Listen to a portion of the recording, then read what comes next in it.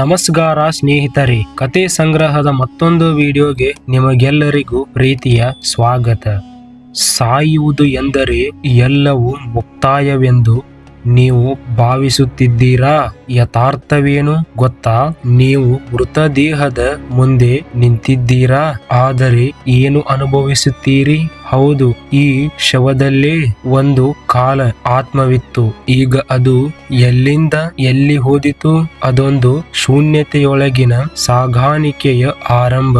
ಈ ಶವದ ಕಣ್ಣಲ್ಲಿ ಏನು ಕಾಣುತ್ತಿಲ್ಲ, ಆದರೆ ಆತ್ಮ ಅದು ಇನ್ನೂ ನೋಡುವುದೇ.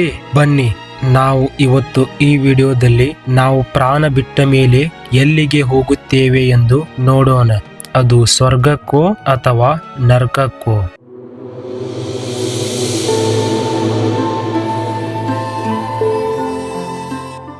ಅಗ್ನಿಗೆ ಇಟ್ಟ ತಕ್ಷಣವೇ ಆತ್ಮ ಮುಕ್ತಾಯವಾಗುವುದೆಂಬುದು ನಂಬಿಕೆಯಷ್ಟೇ. ಆದರೆ ಕೆಲವೊಮ್ಮೆ ಶವದ ಮೇಲೆ ಅಗ್ನಿ ಹತ್ತಿದರೂ ಆತ್ಮ ಅಲ್ಲೇ ಸುತ್ತುತ್ತಿರುತ್ತದೆ. ಏಕೆಂದರೆ ಅದು ತನ್ನ ಮರಣವನ್ನು ಅರಿತಿಲ್ಲ.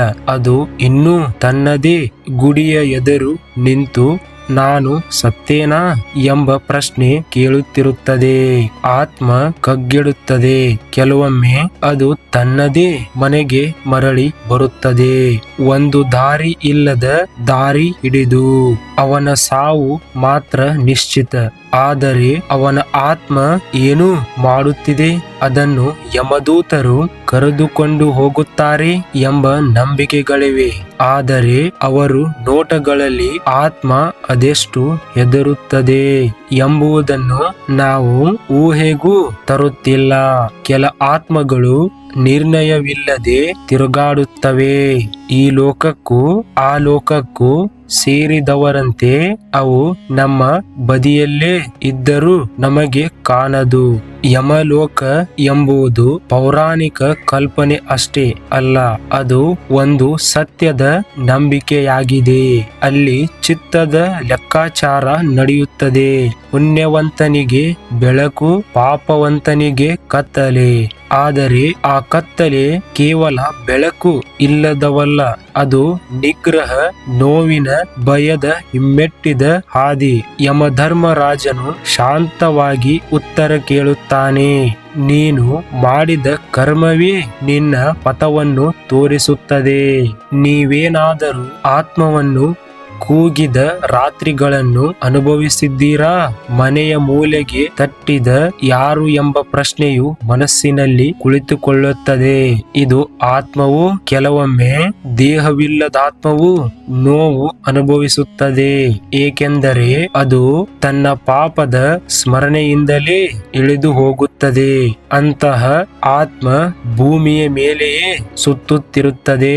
ತಕ್ಷಣಕ್ಕೆ ಮುಕ್ತಿಯಾಗದಂತೆ, ಕಾಲಕ್ಕೂ ಕಟ್ಟಿದಂತೆ. ಕೆಲವೊಮ್ಮೆ ಆತ್ಮ ಪುನರ್ಜನ್ಮ ಪಡೆದು ಬಿಡುತ್ತದೆ.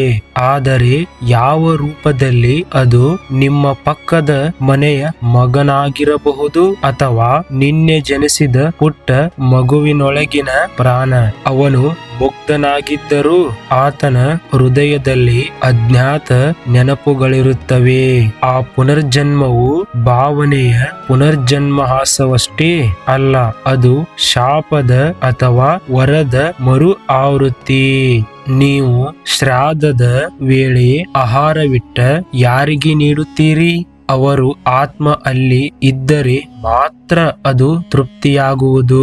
ಇಲ್ಲದಿದ್ದರೆ ಪಿತೃಗಳು ನಶ್ವರವಲ್ಲ, ಅವರು ನಮ್ಮ ನಡವಳಿಕೆಯಲ್ಲಿ ಜೀವಿಸುತ್ತಾರೆ. ಶ್ರದ್ಧಾದಿಂದ ಆತ್ಮಕ್ಕೆ ಶಾಂತಿ ಸಿಗಬಹುದು, ಆದರೆ ನೀವು ಅದನ್ನು ಭಕ್ತಿಯಿಂದ ಮಾಡಿದರೆ ಮಾತ್ರ. ಇಲ್ಲದಿದ್ದರೆ ಅವರು ಆ ಮಡಿಲಲ್ಲಿ ಮರುಕಳಿಸಬಹುದು. ಪ್ರೇತವಿಲ್ಲ, ಎಲ್ಲವೂ ಕಲ್ಪನೆ ಅಂದವರು ಒಂದೇ ರಾತ್ರಿ ಕುಡಿದ ಮೇಲೆ ಯಾರೂ ಪಕ್ಕದಲ್ಲಿ ಕುಳಿತಿದೆ ಎಂದು ಹೆದರಿ ಓಡಿದರು. ಪ್ರೇತ ದೇಹವಲ್ಲ, ಆದರೆ ಸ್ಮೃತಿ ಇರುತ್ತದೆ. ಅದು ಭಯ ಹುಟ್ಟಿಸುವುದಿಲ್ಲ, ಅದು ದಾರಿ ಕೇಳುತ್ತದೆ. ಆದರೆ ನೀವು ಉತ್ತರ ಕೊಡದಿದ್ದರೆ ಅದು ನಿಮ್ಮನ್ನು ಅನುಸರಿಸುತ್ತದೆ. ಪ್ರೇತ ಎಂದರೆ ನೆನಪಿನಲ್ಲಿ ಸಿಕ್ಕಿ ಹಾಕಿಕೊಂಡ ಆತ್ಮ.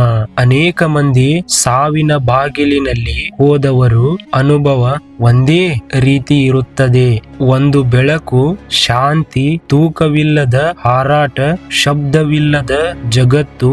ಇದು ಕೇವಲ ಮೆದುಳಿನ ಕ್ರಿಯೆ ಎಂಬುವರು ಇದ್ದರು. ಕೆಲವು ಸಂದರ್ಭಗಳಲ್ಲಿ ಅವರು ಶವವಾಗಿದ್ದರು, ಮತ್ತೆ ಬಂದಿದ್ದಾರೆ. ಅದರಲ್ಲಿ ಕಂಡದ್ದು ಸತ್ಯವೋ ಮಿಥ್ಯವೋ ಎಂಬುದು ಮನುಷ್ಯನ ಕುತೂಹಲದ ಕುಣಿತ. ಉಪನಿಷತ್ತುಗಳ ಪ್ರಕಾರ ಆತ್ಮ 2 ಹಾದಿಗಳಲ್ಲಿ ಸಾಗುತ್ತದೆ. ಸತ್ಪುರುಷನು ದೈವಯಾನದಿಂದ ಪವಿತ್ರ ಲೋಕ ತಲುಪುತ್ತಾನೆ. ಇತರರು ಪಿತ್ರಯಾನದಿಂದ ಪುನರ್ಜನ್ಮಕ್ಕೆ ಹಿಂದಿರುಗುತ್ತಾರೆ. ಆದರೆ ಇವು ದಾರಿ ಮಾತ್ರವಲ್ಲ, ಇವು ನಮ್ಮ ಜೀವನದ ಪ್ರತಿಫಲ. ಸಾವಿನ ನಂತರ ಏನು ಆಗುತ್ತದೆ ಎಂಬುದು ನಾವೆಷ್ಟು ಎಂದಿದ್ದೇವೆ ಎಂಬುದರ ಮೇಲೆ ನಿಂತಿದೆ. ನಾವು ಎಲ್ಲಿಯಾದರೂ ಓದುತ್ತೇವೆ, ಕೇಳುತ್ತೇವೆ, ಆದರೆ ಸತ್ಯವೇನೆಂದು ಯಾರಿಗೂ ಗೊತ್ತಿಲ್ಲ. ಏಕೆಂದರೆ ಸಾವಿನಿಂದ ಹಿಂದಿರುಗಿದವರು ಅಪರೂಪ. ಈ ಜಗತ್ತಿಗೆ ಹಾದಿ ಇದೆ, ಆದರೆ ಅದು ಕಣ್ಣುಗಳಿಗೆ ಕಾಣದು. ನಾವು ಅಲ್ಲಿ ಹೋಗುವವರೆಗೂ ಇದು ಕೇವಲ ಸಂಖ್ಯೆಯ ಕನಸು. ಆದರೆ ಒಂದು ಮಾತು ನಿಜ, ಸಾವಿನ ನಂತರವೂ ಕತೆ ಮುಗಿಯಲ್ಲ, ಅದು ಪ್ರಾರಂಭವಾಗುತ್ತದೆ. ಇದು ನೀವು ಬದುಕಿರುವಿರಿ, ನಾಳೆ ಯಾರಿಗೂ ಖಚಿತವಿಲ್ಲ. ನಿಮ್ಮ ಕರ್ಮ, ನಿಮ್ಮ ಭಾವನೆಗಳು, ನಿಮ್ಮ ಪ್ರಾರ್ಥನೆಗಳು ಇವೆಲ್ಲವೂ ನಿನ್ನೆ ಆತ್ಮದ ದಾರಿ ತೀರ್ಮಾನಿಸುತ್ತವೆ. ಸಾವು ಅಂತ್ಯವಲ್ಲ, ಅದು ಒಂದು ರಹಸ್ಯ ದ್ವಾರ. ನೀವು ತಯಾರಿ? ಈ ವಿಡಿಯೋ ನಿಮಗೆ ಇಷ್ಟವಾಗಿದ್ದರೆ ನಮ್ಮ ಚಾನೆಲ್ ಅನ್ನು ಸಬ್ಸ್ಕ್ರೈಬ್ ಮಾಡಿ.